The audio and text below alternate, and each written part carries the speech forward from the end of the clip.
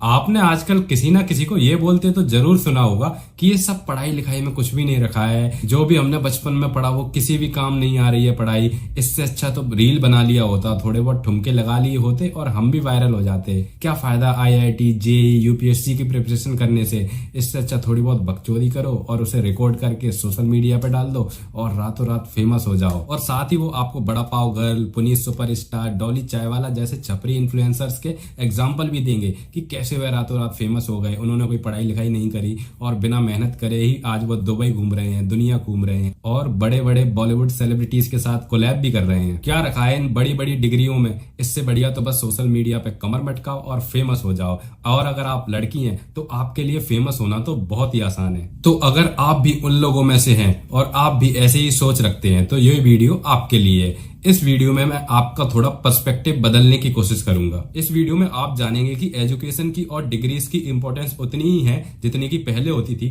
और कई मायनों में उससे ज्यादा, और कैसे लॉन्ग टर्म में इन छपरी इन्फ्लुएंसर्स की हालत खस्ता होने वाली है। तो आप भी अगर एक छपरी इन्फ्लुएंसर बनने का सोच रहे थे तो इस वीडियो को एंड तक जरूर देखिएगा। आपको पता ही है कि करंट सिनेरियो में एक ढंग की नौकरी पाना कितना मुश्किल है। 10 से 20 चपरासी की पोस्ट के लिए भी लाखों फॉर्म आ जाते हैं, जिसमें हमें एमबीए पीएचडी होल्डर जैसे बड़े बड़े डिग्री धारक भी एक छोटी सी चपरासी की नौकरी के लिए अप्लाई करते हुए देखने को मिलेंगे। सबसे पहले स्कूल में पढ़ाई करो, फिर 4-5 साल कॉलेज में पढ़ाई करो, उसके बाद आपको एक अच्छी सी स्किल एक्वायर करनी पड़ेगी, तब जाके आपको कहीं एक छोटी मोटी नौकरी मिलेगी। आईआईटी करने के बाद भी 50,000 की जॉब मिलना आज की डेट में बहुत ही मुश्किल हो गया है। फिर ऑफिस में जाओ, मेहनत करो, ऑफिस में मरवाओ, अच्छे से घिसवाओ, तब जाके कुछ सालों बाद आपका प्रमोशन होगा और फिर जाके आपको एक ऐसी सैलरी मिलेगी जिससे हो सकता है कि आप अपने थोड़े बहुत शौक पूरे कर पाएं। बहुत सारी ग्रेजुएट आज आपको ठेला लगाते हुए और डिलीवरी बॉय का काम करते हुए देखने को मिल जाते हैं। तो क्या इसका मतलब ये हुआ कि आज के युवा के पास बस छपरी इन्फ्लुएंसर बनने के अलावा और कोई भी रास्ता नहीं है?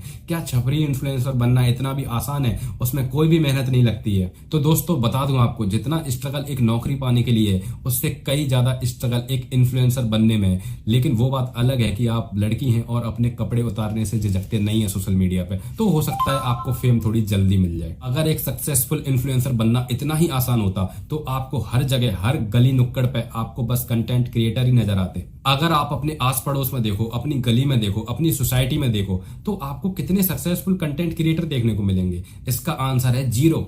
लेकिन जब आप सोशल मीडिया पे देखोगे तो आपको लगेगा कि हर बंदा ही पैसा कमा रहा है, हर बंदा ही इन्फ्लुएंसर है। तो ऐसा इसलिए दोस्तों कि आप जिस पर्टिकुलर मार्केट में जाओगे आपको वहीं के प्रोडक्ट देखने को मिलेंगे। जैसे आप एक सब्जी मंडी में जाओगे तो आपको सब्जियां देखने को मिलेंगी, वैसे ही सोशल मीडिया एक मार्केट है जहां पे काफी सारे बिजनेसमैन अपना प्रोडक्ट सेल करने के लिए कंटेंट क्रिएटर्स को पैसा देते हैं और कंटेंट क्रिएटर वो प्रोडक्ट को प्रमोट करते हैं इनडायरेक्ट वे में। तो आप उस मार्केट में घुस ही रहे हो उन्हें देखने के लिए, तो फिर आपको इन्फ्लुएंसर नहीं तो और क्या मिलेगा? आप एक बार अपने फोन को ऑफ करके साइड में रखिए और फिर बाहर निकल के देखिए, आपको कहीं भी कोई भी कंटेंट क्रिएटर और इन्फ्लुएंसर देखने को नहीं मिलेगा, ना ही आपके जान पहचान में, ना ही आपके दोस्तों के जान पहचान में। तो सबसे पहले तो अपने दिमाग से ये निकालिए कि आजकल हर कोई इन्फ्लुएंसर बन रहा है और हर कोई कंटेंट बना रहा है। एक और एग्जांपल आपको देता हूं, अगर आप दिल्ली के famous electronic market Nehru place में जाएंगे तो वहां पे आपको सारे बिजनेसमैन इलेक्ट्रॉनिक्स में डील करते हुए मिलेंगे। तो इसका मतलब ये नहीं है कि सारे लोग बस इलेक्ट्रॉनिक्स में ही डील कर रहे हैं, सारे लोग इलेक्ट्रॉनिक्स का ही धंधा कर रहे हैं।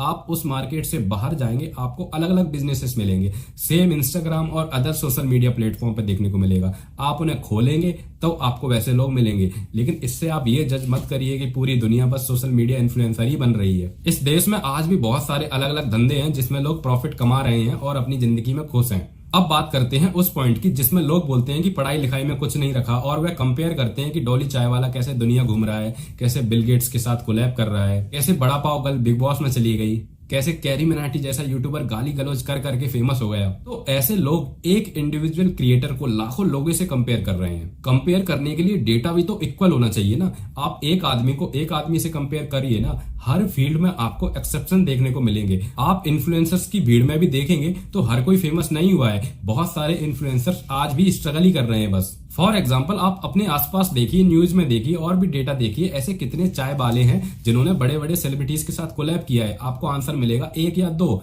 ऐसे कितने बड़ा पाव वाले हैं जो बिग बॉस में गए हैं या फिर सेलिब्रिटी स्टेटस एंजॉय कर रहे हैं? इसका भी आंसर आपको पता है, महज 1 या 2 या फिर 0।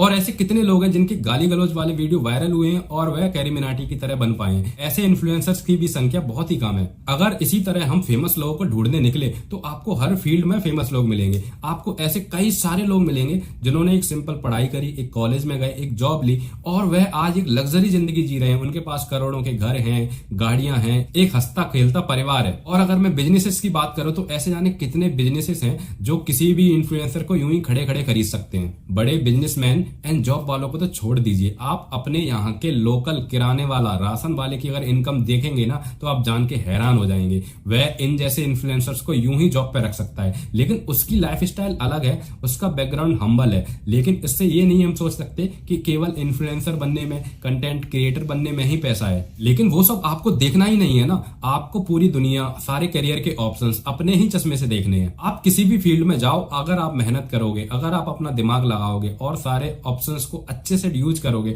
तो आपको डेफिनेटली सक्सेस मिलेगी ही मिलेगी। बाकी कुछ किस्मत का भी खेल होता है और किस्मत सबके लिए बराबर है। अगर किस्मत एक इन्फ्लुएंसर का, एक कंटेंट क्रिएटर का साथ दे रही है तो आपका भी साथ देगी। जरूरी नहीं कि आप मेहनत कर रहे हो उसमें किस्मत साथ ही ना दे, केवल कंटेंट क्रिएटर्स का ही किस्मत साथ दे, ऐसा नहीं है। कब किसकी किस्मत जाग जाए ये हमें नहीं पता। एक इन्फ्लुएंसर का करियर बहुत ही शॉर्ट टर्म होता है, महज 5 से 10 साल ही सर्वाइव कर जाए कोई इन्फ्लुएंसर, वही बड़ी बात होती है। बहुत ही चंद ऐसे कंटेंट क्रिएटर हैं जिन्होंने यह विंडो पार कर पाई है। आप एक सिंपल सी गूगल सर्च से आसानी से जान सकते हैं कि कितने सारे पुराने यूट्यूबर्स, इन्फ्लुएंसर्स थे जिनका करियर आज एकदम से खत्म हो चुका है, आज आपको बिल्कुल भी देखने को नहीं मिलेंगे। एक कंटेंट क्रिएटर का करियर कब अचानक से खत्म हो जाए या कोई भी नहीं बता सकता। कब आपका इंस्टाग्राम या यूट्यूब हैक हो जाए ये किसी को नहीं पता। कब आपको कोई कॉपीराइट स्ट्राइक दे दे, कब आपके एक वीडियो से विवाद हो जाए और आपकी सारी की सारी फेम एक झटके में खत्म हो जाए। कब इंस्टाग्राम और यूट्यूब की कोई पॉलिसी चेंज हो जाए और आपका मोनेटाइजेशन बंद, या फिर कब आपसे लोग बोर हो जाएं।